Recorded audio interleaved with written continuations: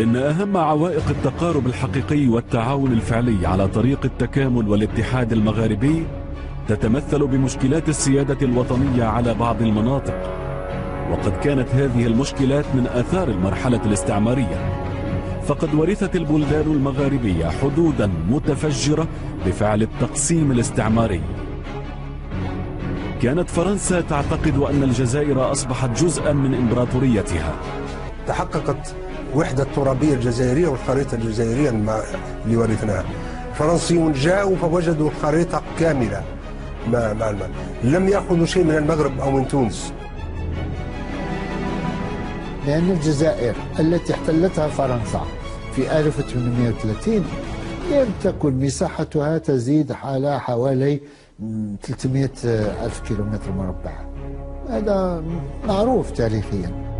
كانت فرنسا قد أبرمت اتفاقية لالا مغنية حول الحدود مع المغرب بتاريخ 18 من مارس آذار عام 1845، وتضمنت 7 نقاط رئيسية ويمكن تلخيصها على الشكل التالي: ستبقى الحدود كما هي وكما كانت سابقا بين المغرب وتركيا بدون تعديل، ولا يمكن لأي دولة أن تقوم بأعمال إنشائية على الهوامش الحدودية، كما لن يكون هناك أي تحديد لهذه الحدود بالحجارة. قام المفوضان بترسيم الحدود بواسطة الأماكن التي تعبر من خلالها، كما لو أنها خط مرسوم عبر الجبال والوديان حتى الصحراء جنوبا والمتوسط شمالا، فكل ما هو جهة الشرق تابع لفرنسا، وما هو من جهة الغرب تابع للمغرب. حدود بين الجزائر وتونس وليبيا وبين الجزائر والمغرب كانت قائمة منذ 1500، وجاء الفرنسيون فثبتوا هذه الحدود لا أكثر ولا أقل.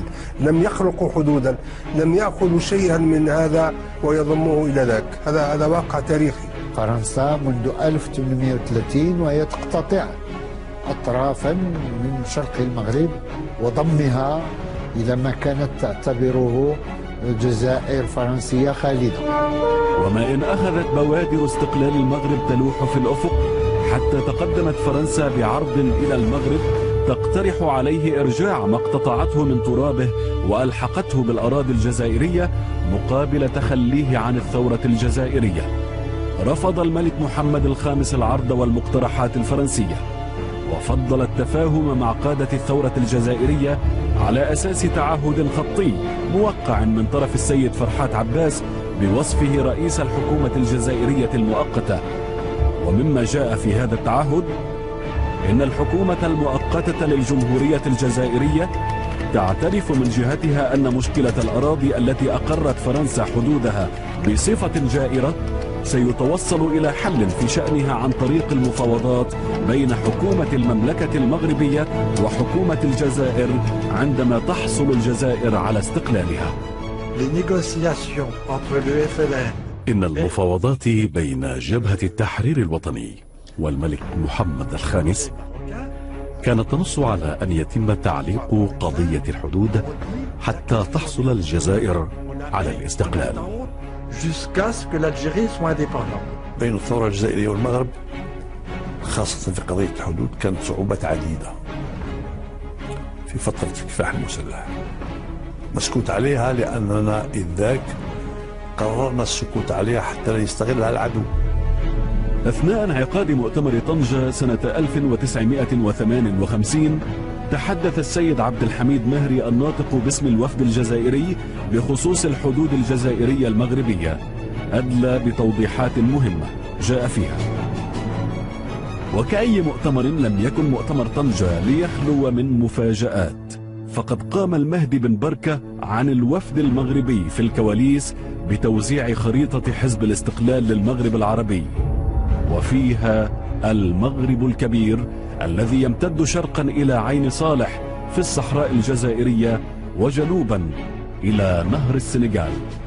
هذه المناورة اجتمع حولها الوفد الجزائري للتشاور، وقد طرح أحمد بومنجل 3 احتمالات: هل نواصل المشاركة في المؤتمر أم ننسحب أم نتجاهل الموضوع؟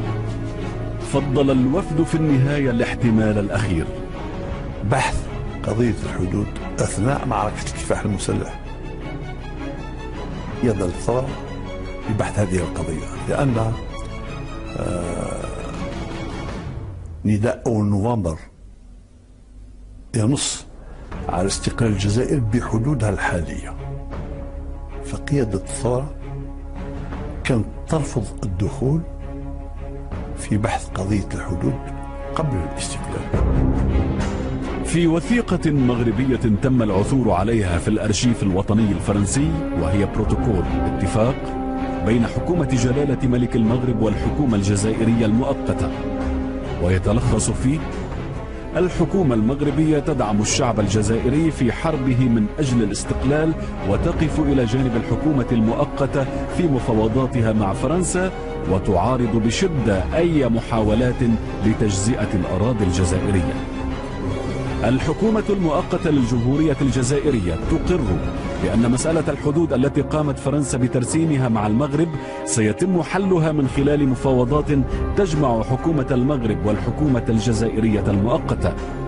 وقع على هذا الاتفاق جلالة الملك حسن الثاني ملك المغرب، وعن الحكومة الجزائرية سعادة فرحات عباس رئيس الحكومة المؤقتة بتاريخ 6 يوليو 1961. إخوة في المغرب كانوا حريصين على بحث قضية الحدود قبل الاستقلال،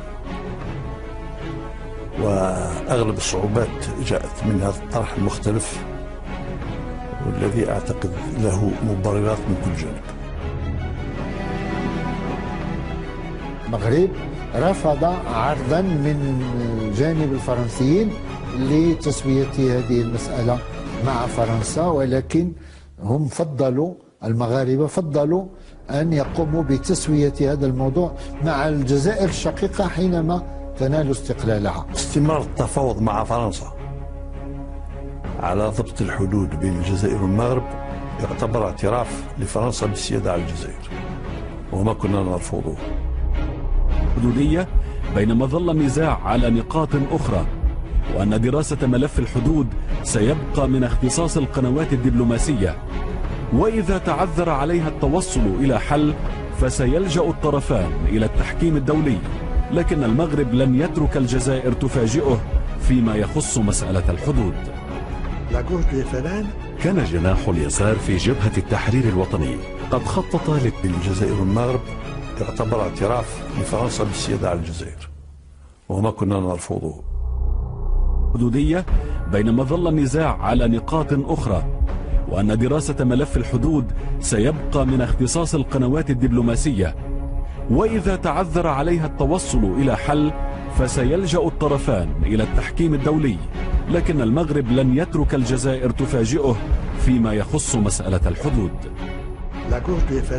كان جناح اليسار في جبهة التحرير الوطني قد خطط